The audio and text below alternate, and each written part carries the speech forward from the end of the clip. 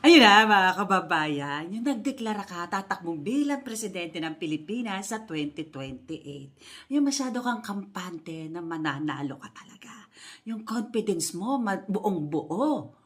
Pero yung mga tanong kung sino si Mary Grace Piatos at yung mga confidential funds saan napunta, hindi mo masagot-sagot. Ba't hindi kaya unahin mo munang linisin lahat ng mga katiwalian mo sa mga ginawa mo? Ayusin mo muna yun. Sagutin mo muna lahat ng tanong ng taong bayan bago ka magdeklara bilang Pangulo ng Pilipinas na ikaw ay tatakbo sa 2028. 2026 pa lang ngayon. Nangangampanya ka na. Ang aga mong magdeklara, te. Ano ba? Atat na atat yarn?